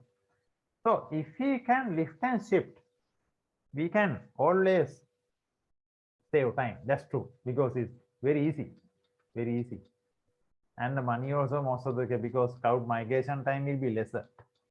So it's okay if you can do it. So this is what we are looking at. Leadership, CXO level, whenever there's a cloud migration, this statement suddenly comes to their mind. Make a balano. Lift and shift, save time and money. Because if we can get closer to this statement, then our migration will be most of the cases success, and we are saving time, and we are effective, and efficacy will be higher, and we are gaining profits. May statement again, we are getting closer to the redesigning and redefining and re-architecting everything. That means what? Our migration will drag, it will go for multiple phases, and it will take time. Taking time means to get the stabilization, it takes time. That means to gain the profits, to get the real benefit of cloud, it's taking time. So that is what. So whenever there's a cloud migration, this statement, always the leadership will try to get close to this statement. So that is why I have just put the statement. Fine. Okay. So I hope you got the idea, right? Lift and shift and save time memory. So NIST computer definition, if I click here, it will take you to the website. That's okay. You can just click. I think this particular PPT is downloadable. In the channel, it is there. I have uploaded it. Download කරලා බලන්න ඕගොල්ලෝ. This is NIST definition for cloud computing. මම මේවා කරන්න යන්නේ නැහැ මොකද you have this subject separately. So let me touch upon the most important parts in this presentation. Okay, this is what is cloud computing and all. You should be aware. I think if you get the definition, you can see, simply put, cloud computing is the delivery of computing services, including server, storage, database, networking, software, analytics, and intelligence. Definitely, we have everything as service. Software as service, hardware, infrastructure as service over the internet. Yeah, the cloud to offer faster innovation. So this is a definition actually. Definition means describing what is cloud. And you can see we have faster innovation, flexible resources, and economies of scale. So full stop comes here, right? Even though I'm break keyword. And you typically pay only for cloud services you use, helping you lower to lower operating cost. That's the capex and opex, capital expenditure and operational expenditure. And then it says run your infrastructure more efficiently and scale your business needs change. Yes, the term is there, scaling. So anyway, just okay. Earlier also you mentioned scaling. What is scaling? Anyone? Can you explain in your understanding about scaling? What is scaling?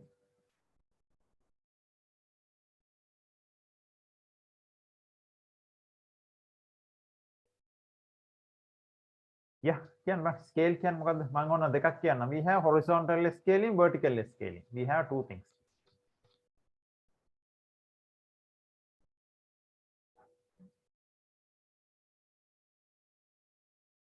Knowledge there. Yeah.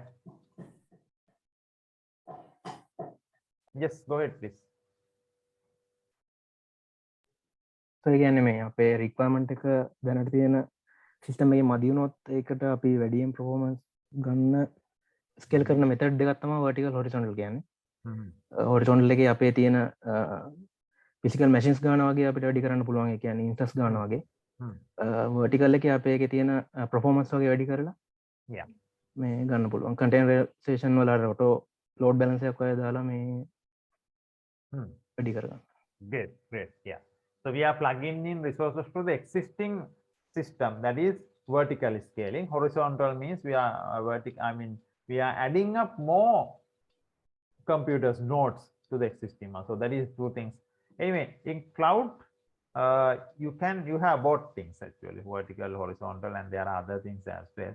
So mainly the horizontal and vertical scaling, depending on our workload. Let's say our workload increase, still we need to maintain the performance for a particular query. Currently, for example, let's say there are 1 million rows in a table, and there's a query join and everything. There's a query, and suddenly the number of rows becoming increased. Let's say now it becomes 1.5 million. Abnormal growth has happened, but still originally with 1 million rows the query worked within 5 minutes. Let's say within 5 minutes. Now due to the data growth, it is now taking 7 minutes, but that is not acceptable. So we need the same performance. We need to continue to the query to working within 5 minutes. So what we should do? We can think about increasing resources. We can plug in more resources, maybe more memory, more processing power. So likewise.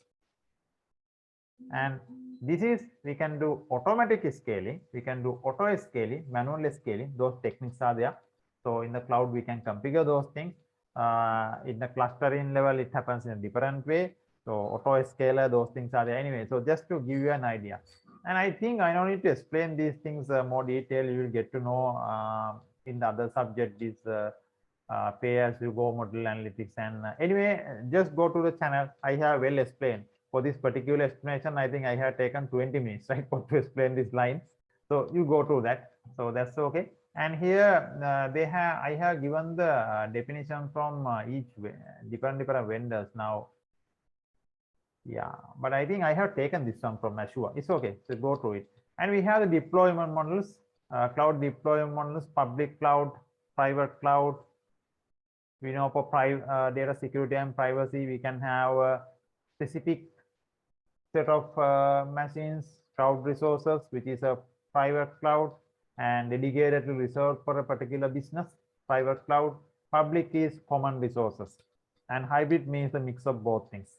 and between the private and public, or hybrid maybe between on-premise and public. That also can be hybrid, because part of your system is running on-premise, part of running in public cloud. So that is also considered as a hybrid level. And if the system is between private and public, that is also considered as a hybrid cloud deployment models, right? And we have the service models here. You can see this is a traditional IT. I mean, the general on-premise system is running in this way. Everything is managed on-premise. Your application, your data runtime, middle layer, operating system, everything in your data center. Data center manage everything. But now in the first one, in the service models, if you go to infrastructure as a service, so you are taking from the cloud, you are taking the infrastructure part only. So you are handing over to the cloud vendor the infrastructure part. That means you are going to manage application, data, and runtime in the middle layer. This latter part, vendor is going to manage. If it is Azure, Azure is going to manage because you have rent it out, because you are paying them, pay as you go, as you use per hour, maybe per second, maybe event-driven architecture. So serverless computing also comes into play there. And depending on the requirement only, we are going to pay them. So infrastructure as code, so operating system, virtualization, server, storage, everything you have outsourced. So your data center is not going to have these components in that case. Okay, so you are managing only this light blue color portions, middle layer, runtime, data, and applications. And further, you can outsource many things. And if you talk about platform as service, your service model, what's going to happen? These things going to be delivered as service up to, I think now is include, because platform and runtime, middle layer also include operating system. So we get earlier middle layer was under your control, but now it is under cloud vendor control, and runtime as well. So you are going to manage only the data and the application level, your front end and your data portion only, the relevant data for the application as it runs. So that is known as a platform as a service you have taken. But when you take the final and the software as a service, the whole portion is on the cloud. So you are not going to manage everything, everything is managed by a cloud vendor. You are just taking as a service, that's all. Software as a service. Like I think a classic example, now you know Office 365. Office 365, I think most of you have access. So that is the software as a service. I mean, you just go to the browser and just type. You don't do any installation, nothing. You don't have to worry about hardware, Word installing, PowerPoint installing, nothing. Everything is online for you. Software as a service. So there are many like that. Okay, in music, I mean, in Dropbox, and you know, a lot of things are there. Right. So that is the service model. So I'm not going to explain that much, but I think you will again learn later these things. And but if you have questions, you can ask. We have a special thing called serverless computing, overlap in the past. Now this is just going hand in hand with the past, platform as a service. Serverless computing focus on the building app functionality based on the event-driven architecture. Event-driven, only using the resource when required functions, when the required function triggers. The cloud provider handles setup capacity and all things. I think you all are aware, earlier you mentioned you know serverless, but what about function based or event driven architecture? Anyone knows about that? Event driven function based architecture? Don't know. What is event driven?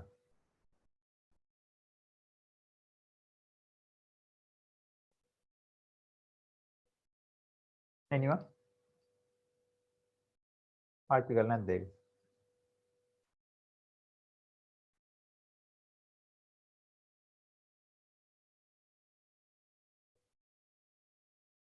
It's like this. Yeah, event driven means based on a particular task. We can say a particular function. Automatically the relevant, I would say the backend hardware, I mean all the things necessary to run that particular task. That is event driven. It will suddenly come up and it will go down. So you are going to pay only for that event, based on the event. So this particular term emerged with the containerization architecture. Now with VMs you can't do this. Virtual machines are always running. Now to facilitate this one, That is where earlier I wrote something called orchestration platform, container orchestration platform.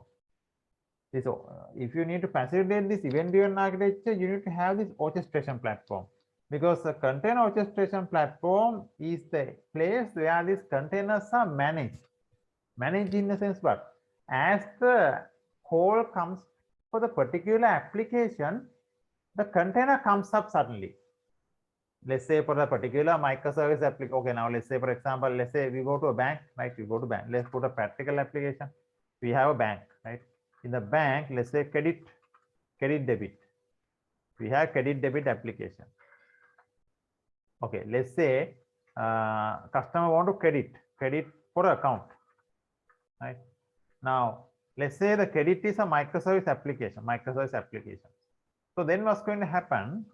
Whenever customer call to deposit something, this particular event triggers, particular microservice application triggers, so that the underlying infrastructure which is needed. Now this particular microservice application is a container. That's what going to happen. Container. So whenever a credit happens in the bank, what's going to happen?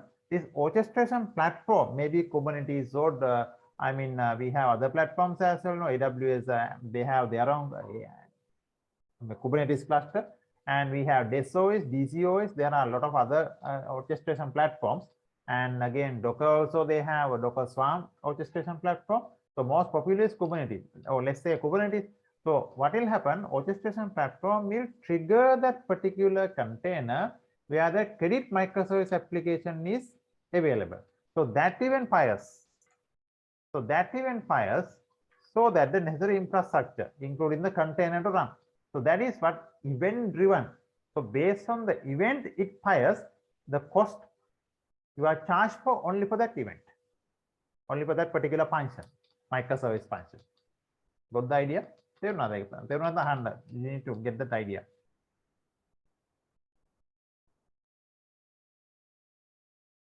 You understood?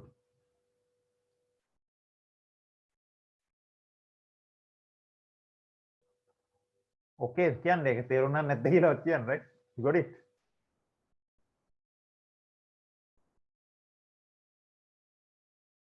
Yeah, chat එක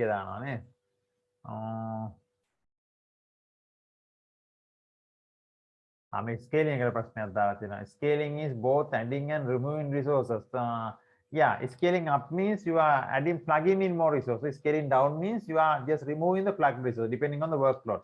It automatically known. That is auto scaling. When if auto scaling is there, when the load becomes high, it should automatically plug the resources. Resources means memory power, computing power, storage power. It should plug in.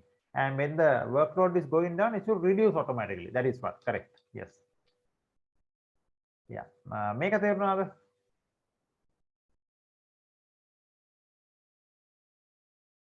Yeah, කට්ටිය ඉන්නවා නම් කියලා අහන්නද? That happens here. Say yes or no. You got the idea? This one, event driven.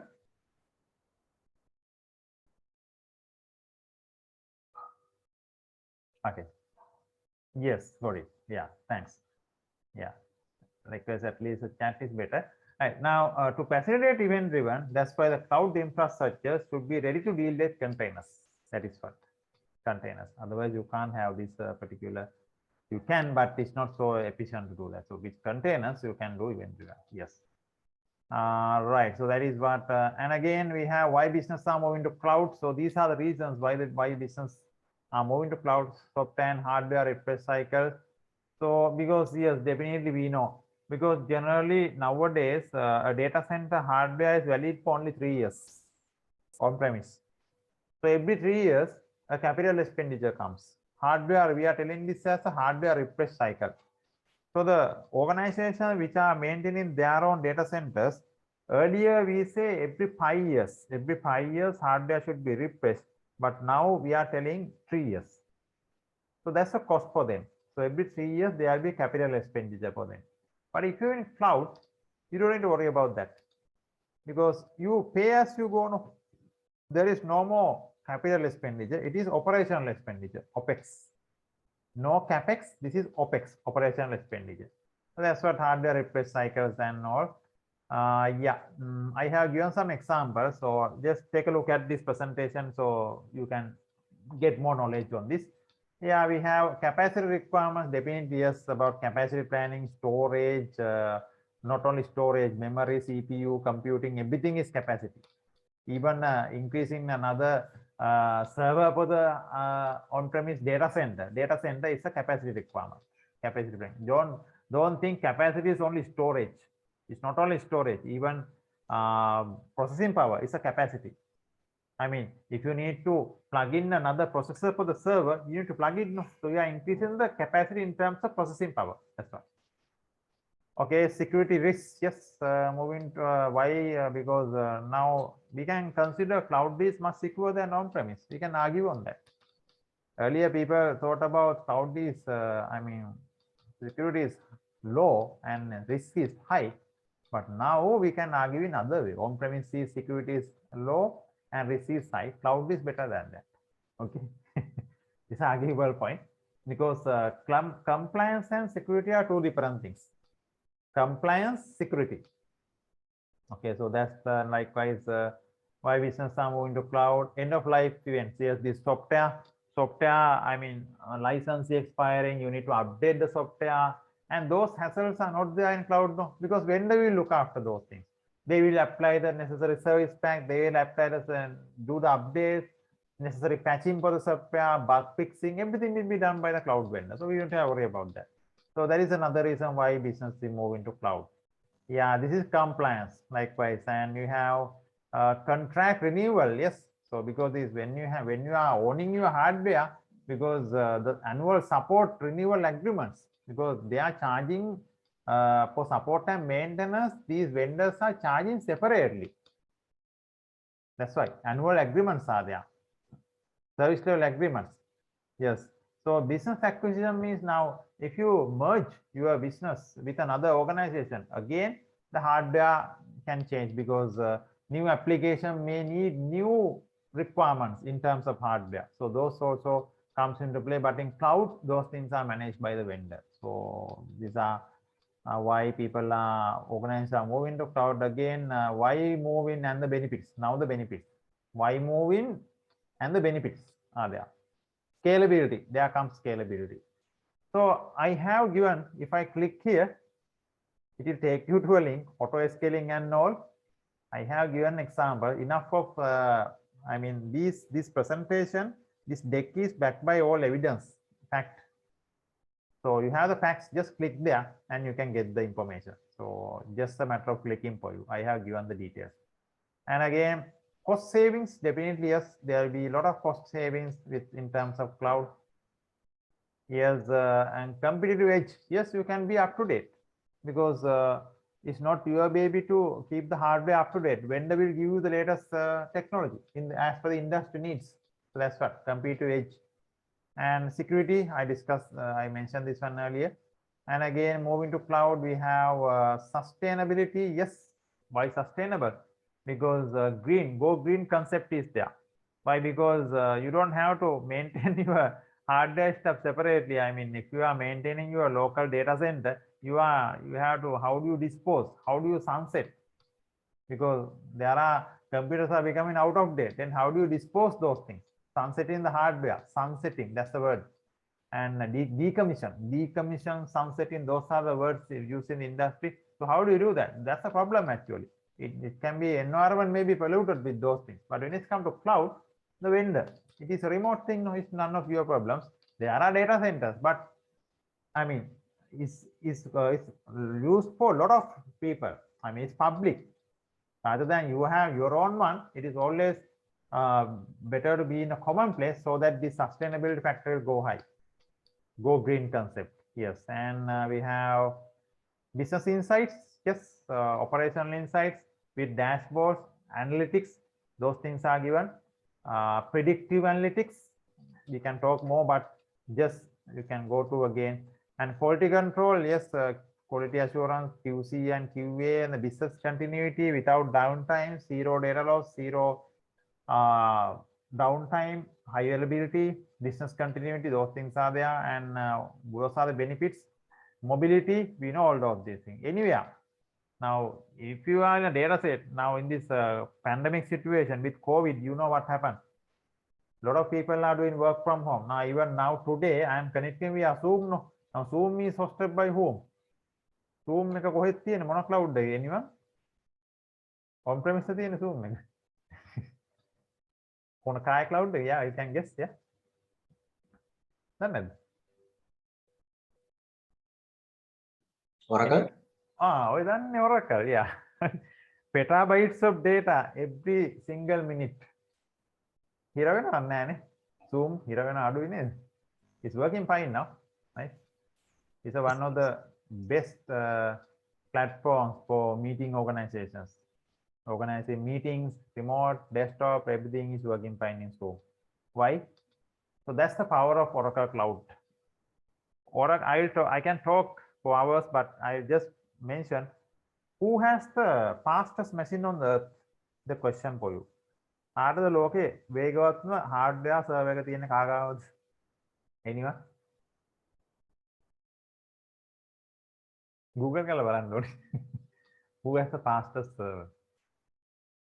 Yeah, is it IBM or AWS, Azure? කාගාවද තියෙන්නේ? දන්නේ නැද? The record was held by IBM till 2014-13, I guess. Now it is holding by Oracle. Oracle has the fastest ML32 box, and I think they have changed that one. It's the Exa data server. I will tell you later. Oracle has the fastest, and they have the most powerful hardware infrastructure at the moment. In terms of cloud, they have Oracle is leading. They have the most powerful hardware in the cloud now at the moment. So in the previous year, they were holding under Cloud Wars. There's something called Cloud Wars. I'll take to the website later. Where these cloud giants are sharing their information.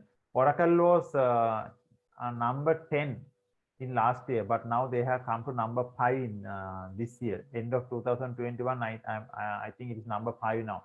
Because Oracle was never in the cloud game. They joined lately because they were a database giant, but now they are a total solution provider. I will talk that one later next day. So now very recently, very fast, I mean within 4 to 5 years, they have captured the cloud market. Now they are holding the 5th position. Very soon they will come to 2nd and 3rd due to their infrastructure, power of the infrastructure. Okay, so yeah, that is about work from home. Zoom, yeah, mobility. You can work everywhere just to plug your machine and connect if you are on cloud. It will allow you because everything is online. Collaboration, yeah, mobility gives you collaboration because team can online connect. I mean, we know, especially again this COVID situation. I mean, everything work from home facilitated by this online application. I mean, most of things are cloud-hosted applications, so they can share their ideas. I mean, even with the picture, without the picture. I mean, you can audio on, video on, everything was there. Screen sharing. I mean, it kept the business running. It kept the business running. Without that, there should have been a lot of problems, especially with supply chain management and all those things. Okay, loss of prevention. This is data loss and prevention, and it is managed properly in the cloud. So take a look at it. Click. It will take you to the place, right? I am not going to that, but I am just mentioning you the points. Cloud loss and prevention. This is from Google Cloud. Fine. And yeah, a few negatives. What are negatives? Okay, let me almost is 10, but let me take 2 minutes to finish this one. Negatives are there. Everything we have pros and cons. No, depends on the internet connection. Negative. Risk of data confidentiality. Risk is there. The level of security, we can argue that. Compliance, again, arguable point. Vulnerability to the event of an attack. Yeah, we have those experience. There were downtimes reported by AWS, even though they are number 1. Downtimes were there. Even very recently, now I think recently, around 2 months back, you saw the social media outage. No, there was a big outage for 6 hours. So that those things are there. We can't say no. Yeah, and yes, vendor lock-in. Vendor lock-in. I don't think it's time to describe that, but I'll talk about that one later. Vendor lock-in is there. Because vendor lock-in is very briefly, when you stick to a particular cloud vendor for a long time, you are getting so dependent on that particular cloud so that you can't come out from that vendor. That is vendor lock-in. But the multi-cloud concept will prevent these things, will avoid vendor lock-in. Multi-cloud means you are distributing your particular application across multiple vendors so that lock-in will be minimized, vendor lock-in. Okay, right. And further we can say support issues. Yes, those are there. Cloud support issues, account hijacking, service. Yes, so these are negatives. Data theft and loss. Yes, and data leakage. That's another thing. Insecure interface APIs. Yes, and but whatever said and done, but moving to cloud may be inevitable. So මේවා තියනවා කියලා යන්න නැතුව හිටියොත් you are losing your business, right? So at least part of your business have to move to cloud. That is what the ultimate thing. Okay, so we better not spend more time. So I just quickly take you those points, but still we have more points to go to this in this particular presentation. This is for your cloud knowledge, and I'm just heading to the cloud infrastructure side. So because we have to touch upon that one, the storage and all of those things. But I am just giving you overview first before right away without jumping to the infrastructure. That's why I'm just going to this presentation. So, but anyway, when you come on next day, so we are meeting on next Wednesday, no? So this is all the things are accessible, but I will be uploading this one. I can upload this one, this PPT as well. You can access it from LMS as well. So via LMS also you can access. But if you want to study further, as I mentioned, just in the channel, everything is there. So just watch that. Very detailed explanations are there, right? So you just have to go to our cloud portal. What we covered, we started this one on the playlist and in cloud. This one. If you just watch the first 1 and 2, whatever I have explained today will be covered. Okay, fine. So are we good for today? Any questions you can ask? If you have questions, you can ask. I mean, otherwise we are almost up on time. If you have questions, you can ask. Yes. In the chat, I think I didn't answer one of your questions. This one for the network question that we, what is the future for the network in the industry? So we'll take that question. I'll keep it. We'll take that question in the right time, and I'll answer it. Yeah. Any questions you can ask if you have. Sir, Yes, go ahead, please. cloud වල මේ data center තියෙනවනේ. ඒතකොට ඒ data center එකක lost එකක් වුණොත් අදිස්සා දැන් අපේ data වල. ඔව්. ඒතකොට යාලා backup මොනවා හරි තියාගෙන ඉන්නවද? අනිවාර්යයෙන්ම. ඔයා කතා කරන්නේ data center එකේ අපේ portion එකක් අපිට අවශ්‍ය data ටිකක් lost වීමක් ගන්න. එමෙ යන්නේ කියන්නේ. ඔව්. Yeah, correct. Yeah, that's a one kind of data loss and prevent. අර point එකක් තිබ්බේ loss and prevent කියලා. ඒකට දෙනවා DLP වලට එනවා. Yeah, they are maintaining backups definitely. And backup කියන්නේ backup පිට backup උත් තියෙනවා. Right? So resiliency, that is not a resiliency, because it's up to us to request. It's like this. Now this agreement, the provider and the user. So agreement එකක් ගහනවානේ. Now the user has to have the knowledge what we should request from the cloud vendor. මෙහෙම දේවල් තියෙනවා. ඔන්න agreement එකේ හරියට backup policy එක අපි request කරේ නැත්නම් what will happen? Cloud vendor most of the cases will go with the default backup policy. Now this default backup policy එක සමහර විට sometimes maybe a weekly backup policy. Every week a backup happens. That means if something crashes in between the week, let's say every Sunday නම් full backup එකක් යන්නේ, බදාදා crash එකක් වුණොත් sometimes there can be a data loss. Right? But it's up to us to discuss with the cloud vendor. No, we need high availability. We cannot tolerate data loss. We cannot tolerate downtime. අන්නේ business criticality එකේ cloud vendor කියන්න ඕන. එහෙම කිව්වොත් they will say, yeah, we have these things. This is our lowest backup method with this cost. මේක උඩට යන්න ඕන නම් ඔයාලා daily backups ඕන නම් මෙන්න අපේ plan 2 එක තියෙනවා. If you want zero downtime and zero data loss and with high availability, yes, we have this plan likewise. So we need to talk to the vendor and we need to get an agreement as per our requirement. Because එහෙම negotiate කරලා ගන්න ඕනේ. තේරුණා? Yes sir. Okay, fine. All right. Any more questions?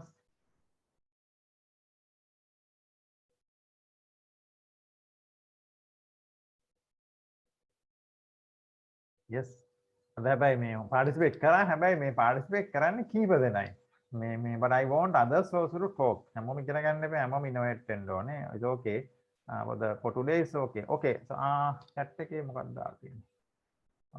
do we still have server failover clusters in the cloud computing? Do we still have server failover clusters? Then site failover, server failover are two things actually. I'm not sure whoever Pradeep has asked. No? Yeah.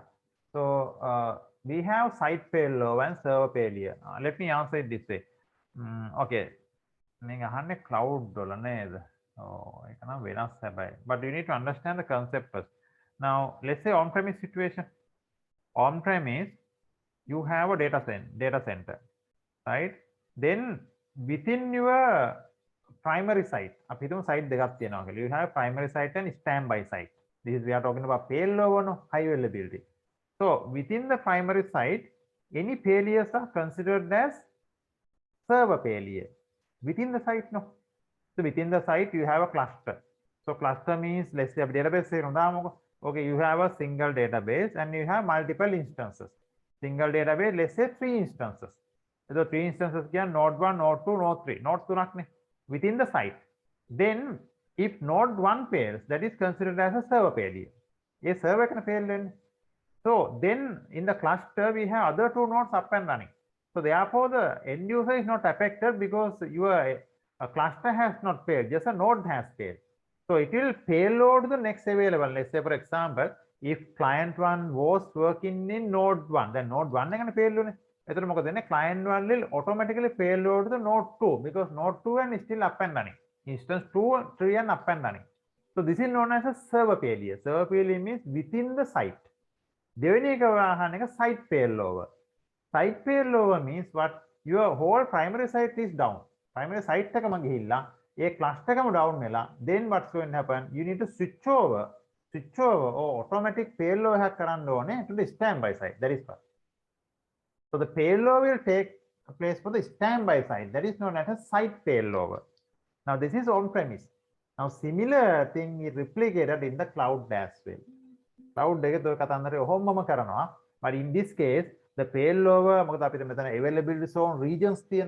Now, for example, when you host our server, we had to be very specifically think about on which region we are selecting. Now, if you are application hosting from Sri Lanka, we better not go and hosting on the US because US is so far for us. Latency. So we may think about hosting on Singapore, Asia region. So then our primary site is on Asia region. Our failover site also should be in within Asia region. So the failover can take place very fast. Site concept, but I hope you got the idea. In the cloud, yes, it is there. It's the same replication as of on-premise. On-premise cloud infrastructure. Okay, thanks. Yeah. Any more questions?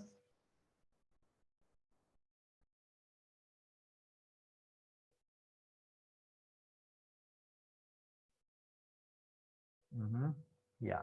Yes, very good that you asking those questions. Yes, okay.